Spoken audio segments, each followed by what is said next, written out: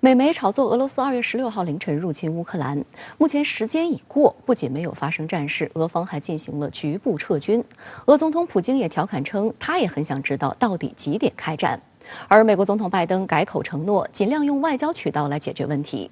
对于俄部分撤军一事，到访俄罗斯的德国总理舒尔茨表示欢迎。周三在与法国总统马克龙的通话中，国家主席习近平特别强调，有关各方应坚持政治解决大方向，通过对话协商寻求乌克兰问题的全面解决。俄乌局势现在是全球关注焦点。据新华社报道，16号下午，国家主席习近平同法国总统马克龙通电话，中法元首达成了一系列重要共识，推动中欧领导人会晤成功进行，推动中欧关系得到新发展，推进中欧投资协定批准生效进程。上周刚刚访问了莫斯科与基辅，分别与俄乌总统普京和泽连斯基进行会谈的马克龙，介绍了对当前乌克兰局势的看法。习近平强调，有关各方应该坚持政治解决的大方向，充分利用包括诺曼底机制在内的多边平台，通过对话协商寻求乌克兰问题的全面解决。当地时间周二，普京在莫斯科与到访的德国总理舒尔茨举行会晤。在会后的共同记者会上，舒尔茨表示，在经过了4个多小时的会谈中，他看到了更多通过外交途径避免俄乌发生战争的空间，并明确表示他不认为局势没有希望。对于俄罗斯国防部此前宣布，一些部署在俄乌边境的部队在完成军事演习后正在返回常规驻地，舒尔茨表示欢迎，称这是一个良好的信号。舒尔茨还表示，建立欧洲安全需要俄罗斯。普京则表示，两人对话是在务实的氛围中进行的，主要围绕欧洲安全局势以及乌克兰危机。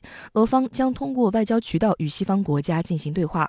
法国总统马克龙访俄德国总理访俄，这一系列的与普京进行这种斡旋这个乌克兰问题的这样的一个表态，均表明俄罗斯在乌克兰问题上已经达成了以打促谈的这样的一个战略方向。普京还表示，俄罗斯不希望战争，因此提出了关于安全的想法。但如果乌克兰加入北约，将对俄罗斯构成重大的安全威胁。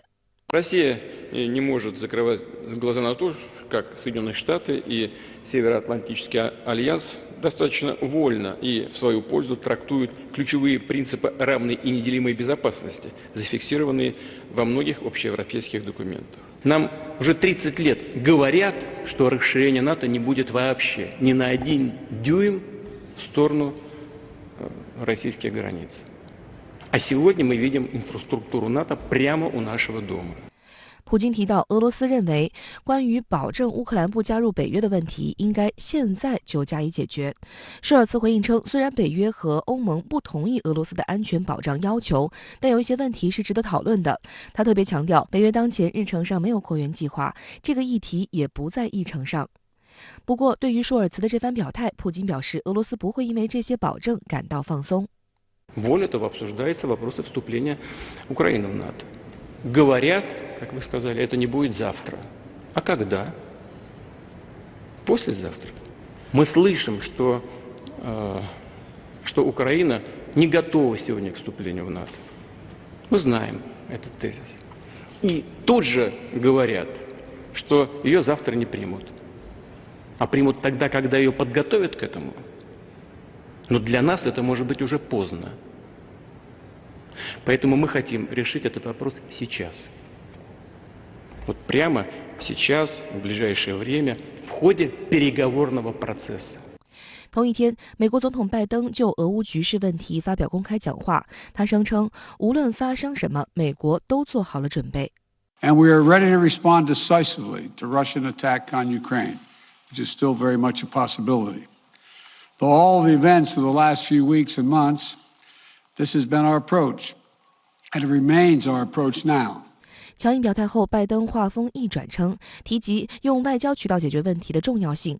拜登还提到，自己与普京在周末的通话中已经明确表示，美国愿意继续寻求高层外交，与俄达成书面谅解。但就俄部分撤军一事，拜登仍坚称美方尚未证实此事，并强调俄罗斯仍有超过15万的军队部署在俄乌边境，入侵随时有可能发生。拜登还重申，美国民众应赶在还在安全撤离之前赶紧撤离乌克兰，并提到了国务院命令美国驻基辅大使馆撤离的决定。